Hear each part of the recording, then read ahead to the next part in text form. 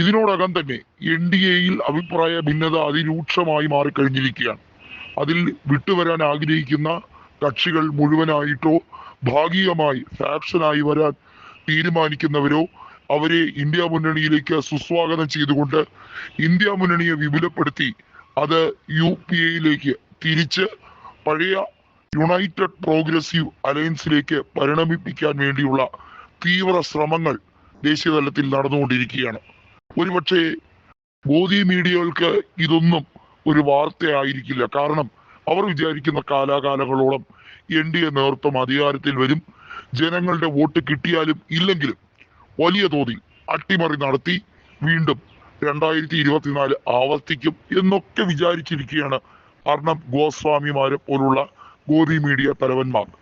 എന്നാൽ വാസ്തവം എന്തെന്ന് വെച്ചാൽ ഇന്ത്യ മുന്നണി എന്നത് കേവലം ശക്തമായി NDA നേതൃത്വത്തെ എതിർക്കേണ്ട ഒരു കോമൺ പ്ലാറ്റ്ഫോം ആയിരുന്നെങ്കിൽ ഇനി അങ്ങനെയല്ല, ഭരണം പിടിക്കാൻ വേണ്ടിയുള്ള നീക്കമാണ്. 2004 PA എന്ന സംവിധാനം ഐക്യത്തോടെ ഭരണം പിടിച്ചത്. അന്ന് കോൺഗ്രസിന് 145 MP ഉണ്ടായിരുന്നുള്ളൂ. അന്ന് ഇടതുപക്ഷം സർവശക്തമായിരുന്നു. ബംഗാളിലും കേരളത്തിലും ത്രിപുരയിലുമൊക്കെയായി CPIM തന്നെ 43 MP ഉണ്ടായിരുന്നു.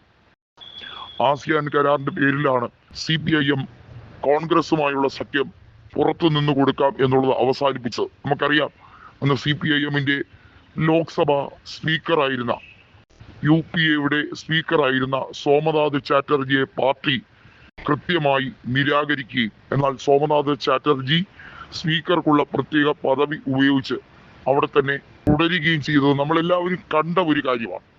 എന്നാൽ ഇടതുമുന്നണിയിൽ CPIM ഒഴികെ CPIയും അതുപോലെ തന്നെ മറ്റ് സഖ്യകക്ഷികളും കൃത്യമായി കോൺഗ്രസിനോടൊപ്പം അണിചേരുകയാണ്. ബീഹാറിലായിക്കോട്ടെ, അസാമിലായിക്കോട്ടെ, മറ്റു പ്രദേശങ്ങളിലായിക്കോട്ടെ ഇടതുപക്ഷ മുന്നണി അവരാൽ കഴിയുന്ന ചെയ്യുന്നുണ്ട്. എന്തിനധികം പറയുന്നു, രാജസ്ഥാനിലെ സിക്കാർ മണ്ഡലത്തിലും തമിഴ്നാട്ടിലെ ദിണ്ടിഗലിലും മധുരയിലും കോൺഗ്രസ് സഹായത്തോടെയാണ് CPIM MP ജയിപ്പിച്ചെടുത്തത്.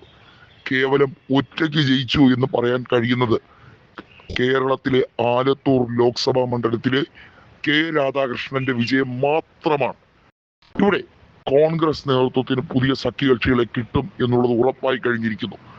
അതിനകത്ത് ഭാഗികമായോ പൂർണ്ണമായോ ഏതാനും ചില സഖ്യകക്ഷികൾ ഈ വർഷം അവസാനിക്കുന്നതിന് മുമ്പ് തന്നെ കോൺഗ്രസ് നേതൃത്വവുമായി കൈ കൊടുക്കും എന്നുള്ളത് ഉറപ്പിച്ചിരിക്കുകയാണ്.